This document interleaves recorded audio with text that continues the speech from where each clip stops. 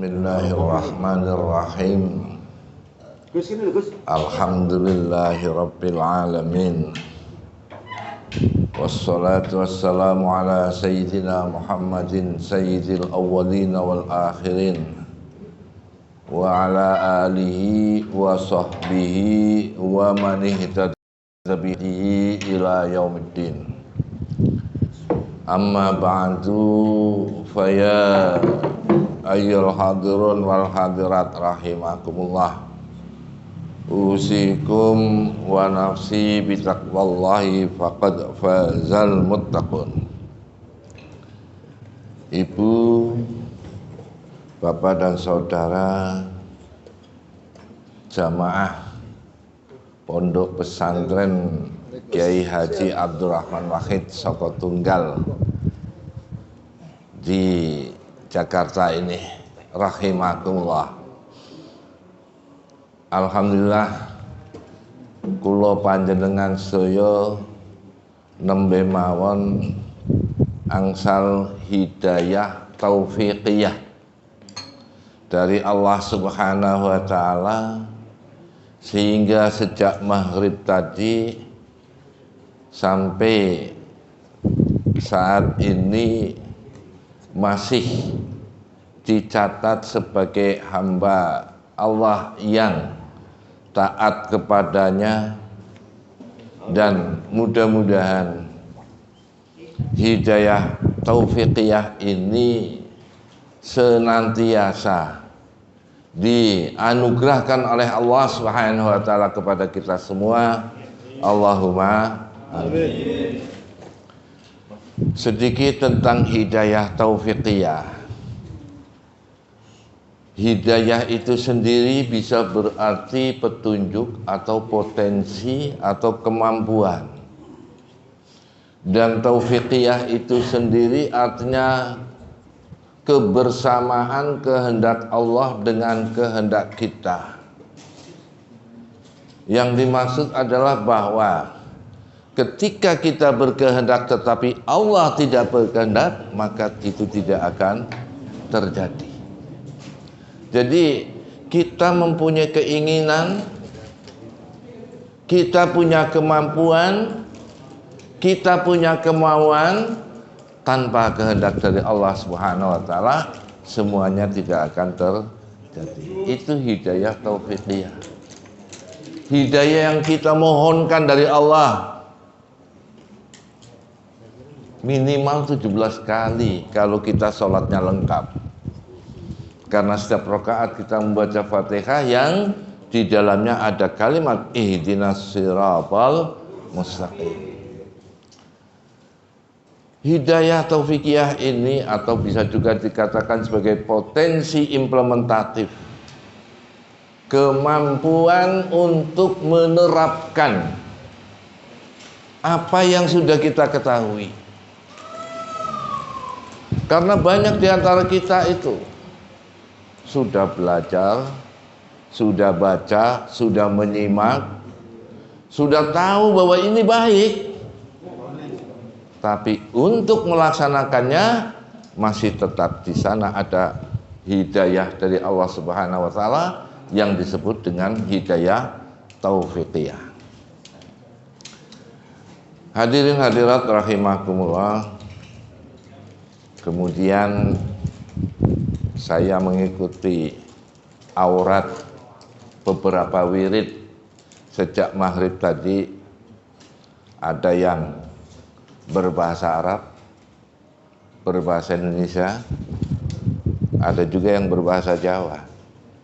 Bagi orang yang asli Jawa asik, tapi bagi orang yang asli sini apalagi. Ya syukur kalau asik juga, tapi asiknya bukan karena paham, asiknya karena lantunan-lantunannya yang mendayu-dayu. Nah, ini yang ingin saya sampaikan dalam masalah ini adalah adanya narasi, nah, terutama kalau bulan puasa itu. Ada orang baca Quran, kemudian sang ustadz mengatakan, buat apa baca Quran kalau tidak tahu artinya? Ya, termasuk kita tadi berwirid dari maghrib sampai tadi, banyak loh yang tidak tahu artinya karena berbahasa Arab, atau orang Betawi yang tidak tahu bahasa Jawa, nggak tahu artinya untuk apa itu. Maka kemudian kita mencoba memahaminya dengan sebuah kisah. Jadi ada seorang murid datang kepada gurunya, wahai guru, saya ini tidak tahu bahasa Al-Quran, ya saya hanya baca. Sementara sebagian ustadz mengatakan percuma. Ini kata percumanya yang agak berlebihan. Karena apa? Membaca Al-Quran itu walaupun tidak paham artinya, tetap mendapat pahala. Ini pendapat dari Imam Ahmad bin Hanbal yang ketika itu mencontohkan awailus suwar, ada yang Hamim, Yasin, Toha, Alif Lam Mim, Alif Lam Ro, itu namanya awailus suwar. Itu tanpa adanya pemahaman dari para ulama, kita itu nggak ada yang ngerti. Karena rangkaian huruf itu kalau dianalogikan dengan kita misalnya baca puisi, kalau rangkaian huruf itu sudah berbentuk kata, ya namanya kata kita paham. Tapi kalau misalnya ada orang baca puisi A, B, C, D, E, F, bisa paham nggak? Itu mirip dengan Alif Lam Mim, nggak ngerti. Nah, sementara Rasulullah SAW mengatakan bahwa membaca Alif Lam Mim itu merupakan hasanah, dan bukan Alif Lam Mim sebagai satu hasanah, tapi fi kulli harfin hasanah. Nah, kalau satu huruf dikatakan kebaikan, berarti satu huruf itu mempunyai pahala, padahal satu huruf itu belum mempunyai makna. Hadirin hadirat rahimakumullah, tadi saya meneruskan kisah si murid. Guru yang bijak itu mengatakan, wahai muridku, coba kamu ambil keranjang yang di dapur itu, ambil air dari sungai untuk menyiram halaman rumah. Kalau diminta untuk ngambil ember, ngambil air dari sungai itu sudah jelas masuk akal. Ini ngambil keranjang, ambil air dari sungai, nggak masuk akal. Tapi sebagai murid yang terdidik untuk taat kepada guru tanpa alasan, dia pun kerjakan. Udah kelihatan capek, gurunya baru datang. Bagaimana muridku? Sudah berhasil menyiram halaman dengan air sungai? Belum, guru.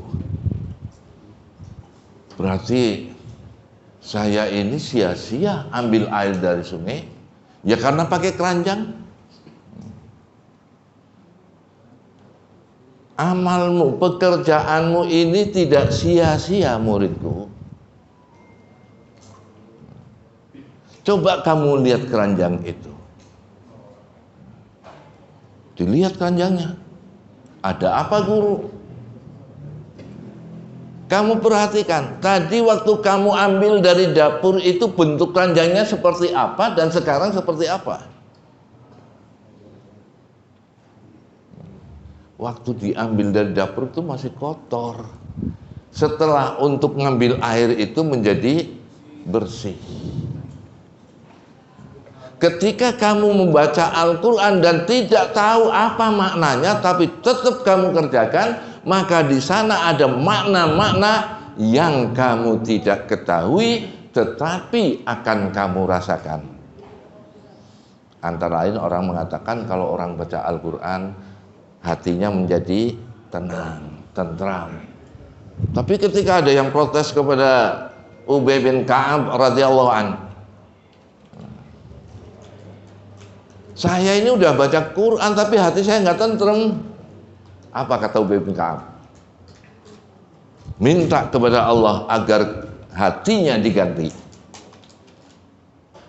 Karena apa? Kalau hati masih sehat, baca Quran tentrem. Kalau baca Quran hatinya nggak tentrem, berarti hatinya sudah tidak sehat. Jadi maksud saya berkisah tadi, si murid tadi nggak tahu maksudnya apa, suruh bawa keranjang ambil air. Dikira maksudnya adalah menyiram halaman, tetapi ternyata maksudnya adalah agar keranjang itu menjadi bersih. Hadirin hadirat rahimakumullah. Kemudian juga ingin saya sampaikan tentang berzikir. Tadi kan rame-rame berzikir. La ilaha illallah, yahu yahu, macam-macam zikir. Ini juga ingin saya ambilkan sebuah cerita antar guru dan murid juga. Jadi seorang murid mengatakan, wahai guru, saya berzikir la ilaha illallah sesuai atau mengikuti apa yang dibacakan oleh guru. Tetapi ketika saya la ilaha illallah hanya mulutnya saja, hati dan pikiran saya melayang kemana-mana. Bahkan ada yang ngambil HP kemudian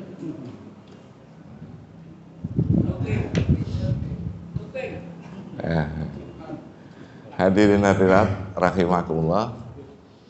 Jadi mungkin kalau bertanya kepada guru yang sekarang yang suka ada di TV, tapi tidak semua ya, sebagian guru di TV, percuma kamu, lagi-lagi kata percuma, zikir kok cuma mulutnya saja, hatinya tidak berzikir.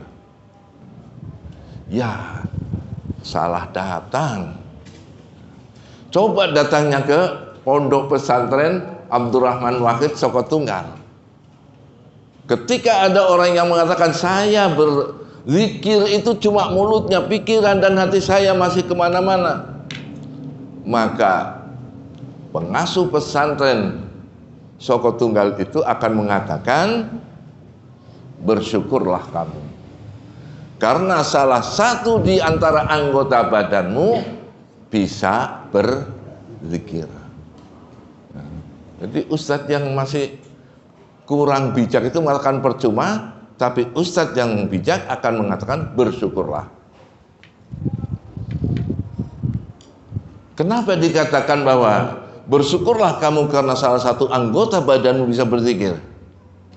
Karena banyak orang tidak bisa berzikir la ilaha illallah. Coba kamu pergi ke Tokyo, orang Jepang baca la ilaha illallah, ra iraha irrara, nggak bisa la ilaha illallah. Nah, kalau yang seumuran dengan saya yang masih waktu itu hobi musiknya itu ya semacam rocker lah gitu ya, itu ada kan, masih bisa ya, yang dari Amerika itu anggota grupnya itu kan orang Afrika yang muslim. Dia ingin memperkenalkan kepada masyarakat, ini loh kalimat-kalimat suci dalam agama kami. Tapi yang terkeluarkan bagaimana? La ilallah. Bukan la ilallah, tapi la ilallah, ilallah. Kan begitu. Wong baca ihdinas siratal mustaqimnya saja menjadi mustaqlim. Iya. Dan sebenarnya la ilallah itu, walaupun kita tidak punya bibir misalnya, itu bisa orang mengucapkan dengan kekuasaan Allah. Dan memang Allah sudah memilihkan afdhalul zikri la ilaha illallah supaya bisa diucapkan oleh semua manusia, termasuk yang tidak punya bibir. Saya pernah memberikan semacam saran kepada, cobalah kamu kalau di kamar itu ya, sambil menghadap cermin misalnya, bibirnya itu dipegang supaya tidak bergerak, baca la ilaha illallah, tetap bisa. Itu keutamaan la ilaha illallah. Makanya dikatakan afdhalul dzikr. Nah, kemudian kenapa guru yang bijak itu mengatakan bersyukurlah kamu? Karena kan ya kita semua tahu la in syakartum, kalau kita sudah bisa menerima karunia Allah Subhanahu wa taala, sempat berzikir walaupun hanya dengan mulutnya, karena kita bersyukur, tambah nikmat dari Allah berupa berzikir bukan hanya dengan mulutnya tapi dengan hatinya. Maka berzikir dengan mulut itu dikatakan zikrul lisan bila qalbin, zikir mulut tanpa hati. Nah, nanti kalau zikrul lisan ma'al qalbi takallufan, artinya lesan berzikir, hatinya ikut, tapi takallufan. Takalluf itu dibebankan. Itulah guru mursyid mengajak kita, walaupun belum bisa berzikir dengan baik, tapi diajak terus supaya nantinya setelah takallufan bisa seminggu, bisa sebulan, bisa setahun. Maksud saya memberi jangka waktu ini, kalau orang ini kehendak Allah, kalau Allah menghendaki orang itu cepat mendapatkan kenikmatan berzikir bukan hanya dengan lesan tapi juga bersama hatinya, ya maka akan menjadi cepat. Dan kalau takallufan itu selesai, yang tadi saya katakan bisa juga sampai setahun baru selesai, nanti akan bisa zikrul lisan ma'al qalbi tatawuan. Tatawuan itu semerta. Tiap kali la ilaha illallah itu secara semerta itu ikut. Hadirin rahimakumullah, tadi dikatakan ada yang sebulan, ada yang setahun, kemudian dikaitkan dengan kehendak Allah, karena memang ketika kita memulai berzikir itu memang harus ada niat, ya, niatnya yang baik, kemudian harus bisa mengikuti apa kata guru. Ini tentang apa kata guru ini sebagai penutup lah. Ya, ada satu cerita. Ya. Seorang murid lapor kepada gurunya, alhamdulillah guru, semalam saya baca Al-Quran dari pada maghrib, subuh udah selesai 30 juz.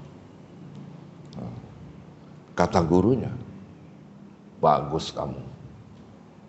Kalau guru sekarang, masa sih? Nggak mungkin itu. Saya sendiri baca Al-Quran itu 1 juz setengah jam.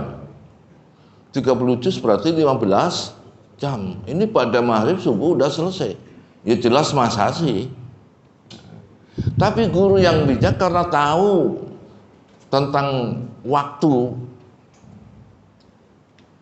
Yang saya maksud dengan tahu tentang waktu itu begini. Waktu berjalan sesuai dengan kehendak Allah yang dialami oleh orang banyak. Tapi bisa jadi waktu berjalan sesuai dengan kehendak Allah hanya dialami oleh orang-orang tertentu. Jadi ketika kita misalnya baca Al-Quran setengah jam baru bisa 1 juz, mereka yang dikehendaki oleh Allah untuk orang-orang khusus bisa jadi hanya 10 menit sudah 1 juz. Wah, kalau begitu cepat sekali, enggak juga. Saya memang menjalani hidup ini ya normal-normal saja, dalam pengertian ya belajar dan sebagainya. Ketika dulu mendengar ada orang hafal Quran, baca Al-Quran, habis subuh jam 2 siang sudah selesai, ya langsung otak saya mengatakan tidak mungkin. Tapi setelah saya alami sendiri, saya coba menyimak. Bacaannya ya tetap seperti yang orang-orang lain baca. Tapi ya tiba-tiba, loh kok sudah juz 28, loh kok sudah. Nah, ini ya kaitannya dengan dimensi lah. Ada dimensi waktu istilahnya. Hadirin rahimakumullah, saya cerita tadi belum selesai ya, baca Al-Quran 30 juz langsung dipuji, hebat kamu. Nah, saya pengen coba. Kamu baca Quran sambil membayangkan saya. Paginya, guru, saya hanya berhasil 15 juz. Kenapa kok waktu baca biasa itu 30 juz dengan membayangkan guru menjadi 15 juz. Dan ini membayangkan guru itu kemudian juga dipakai oleh para guru mursyid memberikan Robito. Saya mau bilang gitu. Jadi guru mursyid menganjurkan kepada muridnya, kamu berrabitah, artinya berzikir membayangkan guru. Maksud dari guru itu adalah supaya kamu dalam berlatih zikir mulut dan hati, karena ada pengawasan guru, kan membayangkan guru kan berarti guru ngawasi. Maka itu akan benar-benar terfokus. Nah ini sekarang kadang-kadang lupa sama gurunya. Supaya cepat, saya percepat juga ceritanya. Lama nggak lama. Tadi apa? Guru sudah ya. Sekarang coba kamu bayangkan baca Quran diawasi oleh para sahabat. Kemampuannya turun hanya menjadi 10. Kenapa? Ketika membaca itu sambil membayangkan sahabat, kemudian yang ada adalah ini bacaan saya ya seperti orang belajar bahasa ya. Kalau kita belajar bahasa tanpa grammar, tanpa nahwu sorof, insya Allah lancar aja ngomong. Tapi kalau orang belajar bahasa diawali dengan grammar, lancarnya lama. So kalau mau mengatakan ini nahwu sorofnya bener enggak, ini grammarnya bener apa enggak, kalau enggak diajari grammar atau nahwu sorof, ya kalau bahasa Bumiayunya itu ya projol gitu aja, walaupun salah-salah ya tetap keluar. Tadi sahabat, guru mengatakan bagus, masih tetap bagus. Kemudian sekarang coba bayangkan membaca Al-Quran diawasi oleh nabimu, turun lagi hanya menjadi 4 juz. Bagus. Kemudian guru itu menyatakan, coba kamu baca Al-Quran diawasi oleh zat yang menurunkan Al-Quran itu sendiri. Tidak lapor, ternyata dia pingsan. Setelah siuman ditanya, kenapa kamu sampai begini? Jawabannya apa? Saya tidak sanggup, guru.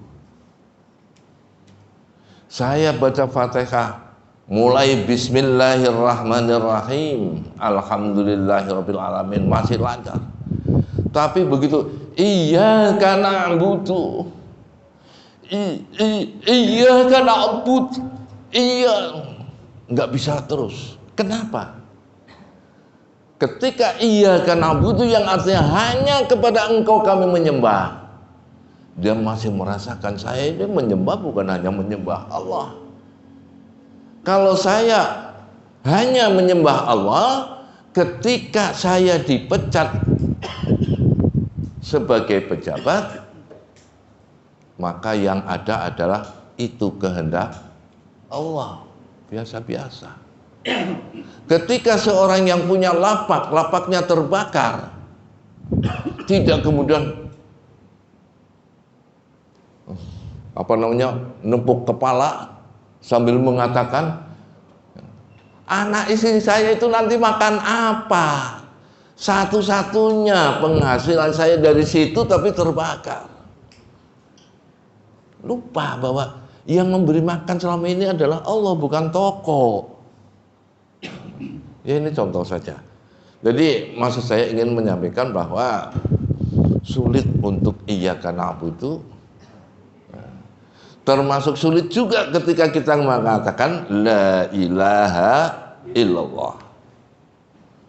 Karena sebagai manusia awam, manusia biasa ya, memang belum bisa fokus untuk la ilaha illallah, betul-betul Allah.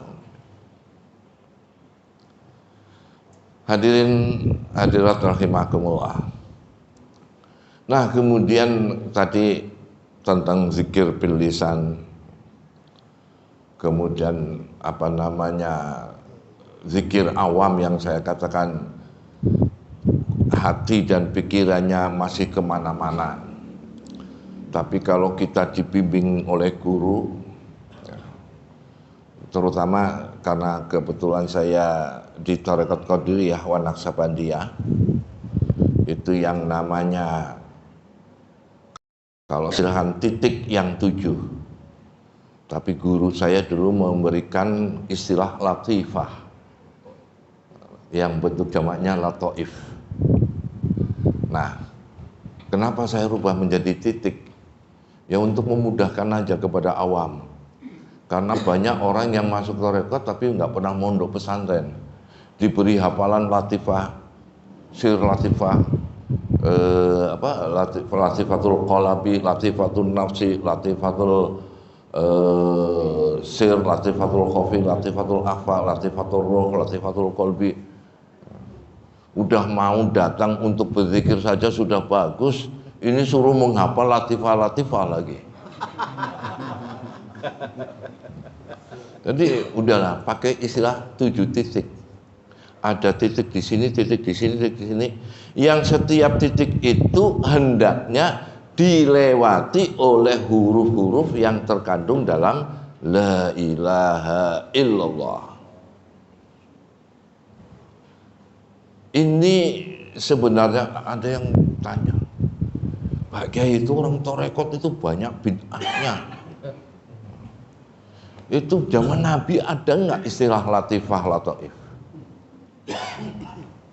Saya bilang, kalau latif ada lah. Nah, kalau latif ada yang datang, namanya latif.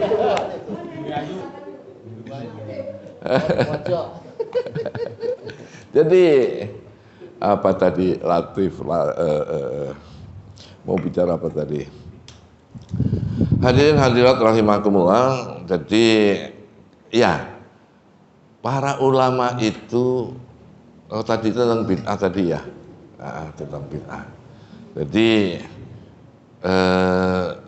kalau masalah istilah latifah itu sendiri itu merupakan kata sifat yang bentuk mudzakarnya itu latif, dan itu salah satu asma Allah, ya latif, ya latif, ya latif, ya latif. Nah, kemudian tadi mau nyampe di mana ini latif.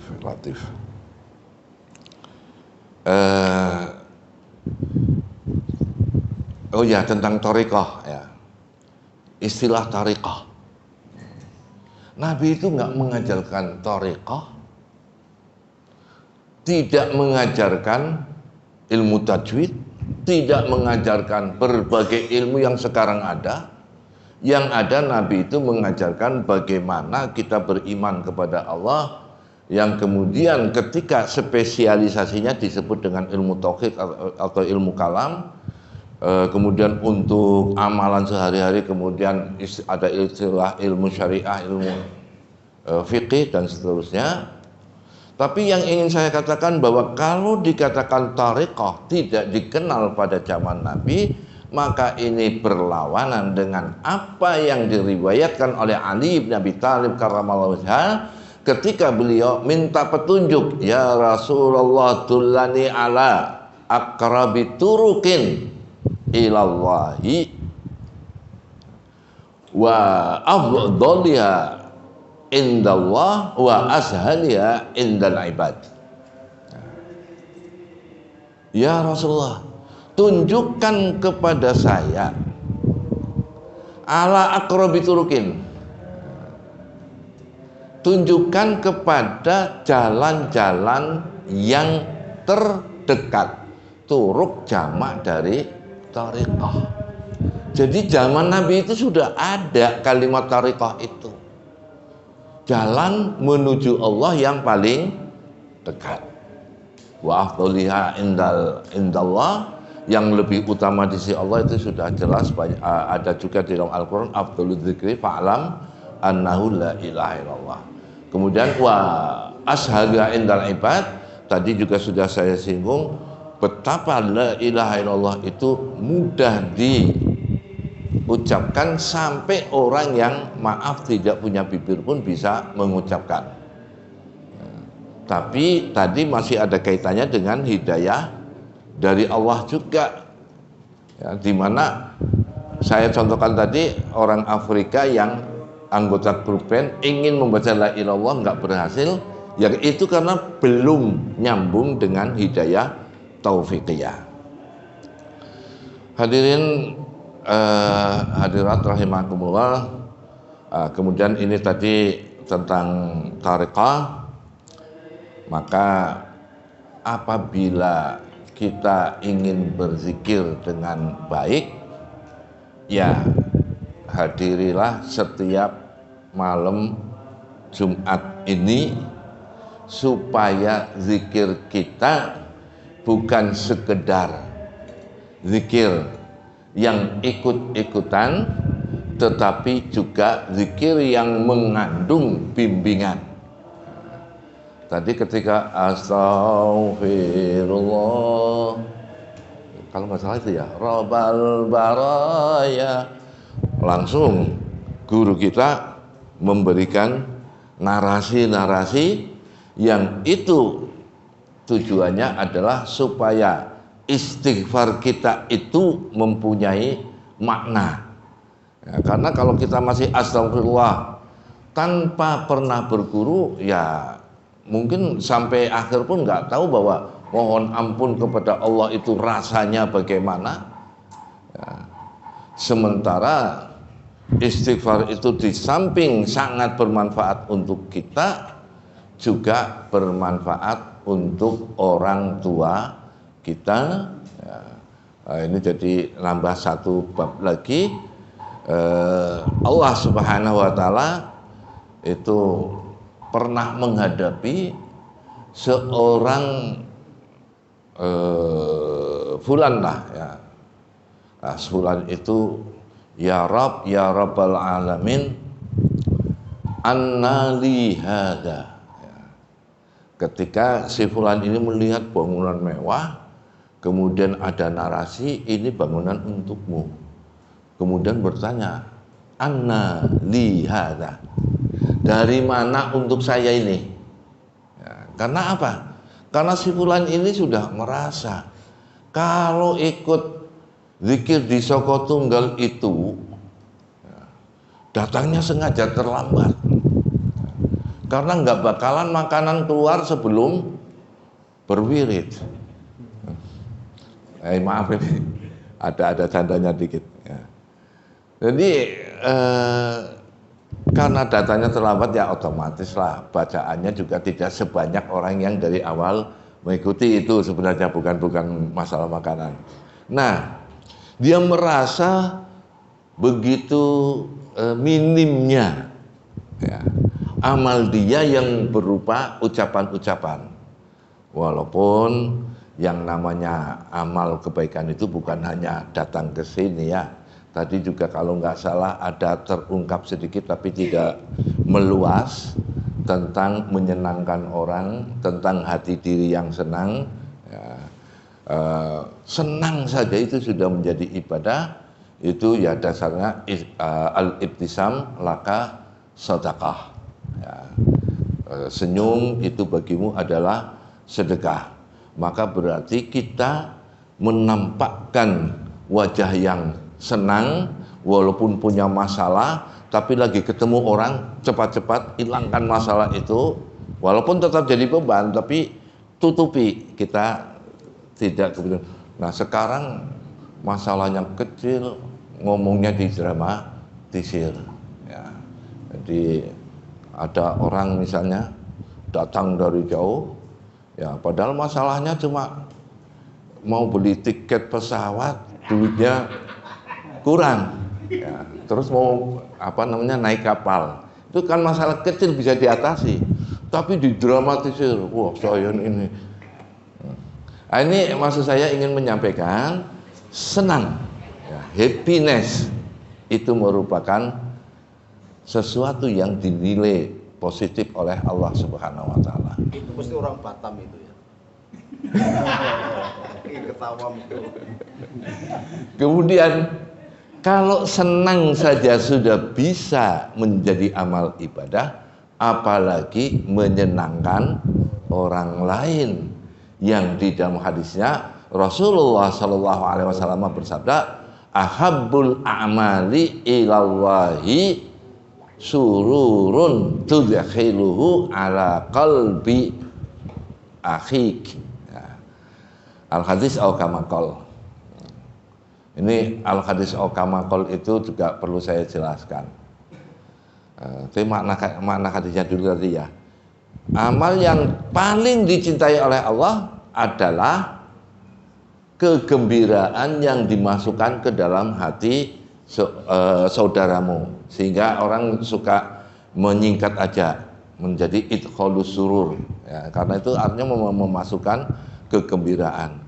Saya pernah memberikan gambaran ini ya, nanti di akhirat ya, saya lagi ngantri pengen masuk surga ini ya, di pintu sana sudah ada si zaman saya kan adanya si Indro ya, Indro siapa lagi kasino ya itu. Kalau sekarang saya nggak tahu, sudah jarang nonton TV ya. Sekarang ada Gus Mehmet, Oh ada Gus Mehmet ya.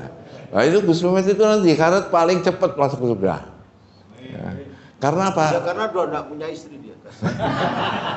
Karena sering memberikan hiburan kepada orang.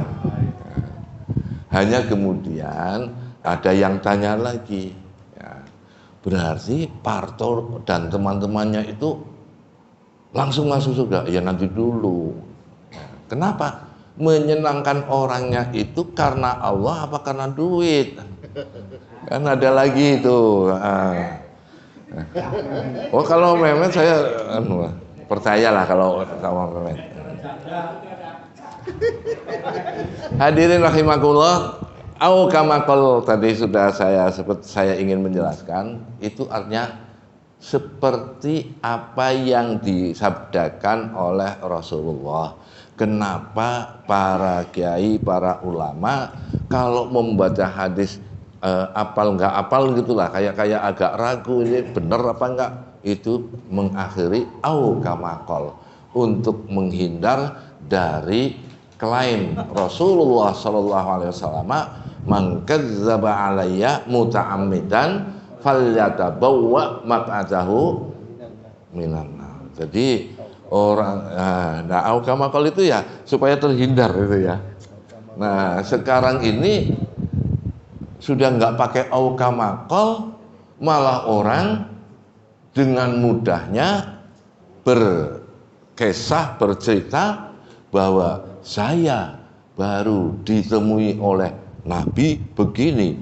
Ini kan berdusta atas nama Rasulullah Sallallahu Alaihi Wasallam. Ya kita harus menghindari dari orang-orang yang semacam ini, apalagi kita semua yang ada di sini adalah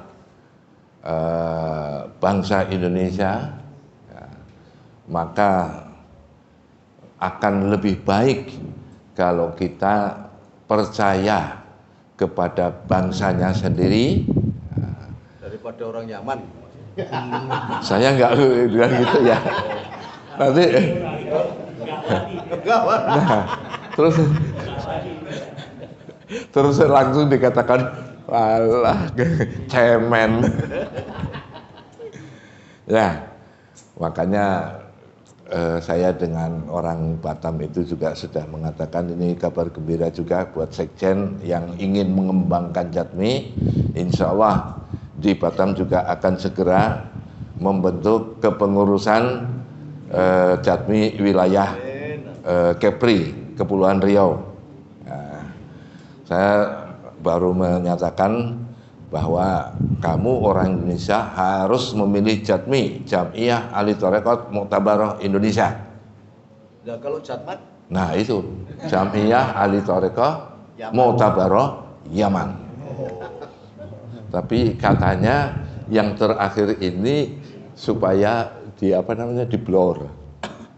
Nah, sebab nanti ada yang datang Iya, datang ke rumah itu. Karena ini sudah saya baru saja mendapatkan kiriman postingan itu. Di Kalimantan terjadi seorang ustadz didatangi oleh Pak Lawi, dipukul sampai 2 kali hanya gara-gara mengatakan bahwa nasab Pak Lawi terputus. Nah, cuma saya masih investigasi kayak terlalu modern, masih meneliti lah ini benar-benar terjadi apa enggak itu. Sebab kalau memang terjadi ya saya langsung akan lapor ke Gus Mehmet ini, karena Gus Mehmet sebagai perantara untuk sampai ke Kiai Imad itu. Gimana itu Gus Lontong? Hadirin hadirat rahimakumullah, mudah-mudahan yang sudah saya sampaikan bermanfaat, walaupun katanya terus saja. Wong saya ilmunya terbatas kok. Ya, untuk malam ini sudah habis ini di Kalau untuk besok ya karena udah mutolaah lagi ya insyaallah ada lagi. Iya. Dan untuk diketahui insyaallah besok ya saya sambil mohon doa dari hadirin supaya perjalanan saya lancar selamat, karena besok itu saya memberikan pengajian di Masjid Raya Darussalam Samarinda. Jadi makanya besok saya harus pulang subuh-subuh insyaallah. Kurang lebihnya mohon maaf. Wallahu fi aunil abdi, maka al abdu fi auni akhi. Wallahu muwaffiq ila aqwamit thariq. Wassalamualaikum warahmatullahi wabarakatuh. Waalaikumsalam warahmatullahi taala wabarakatuh.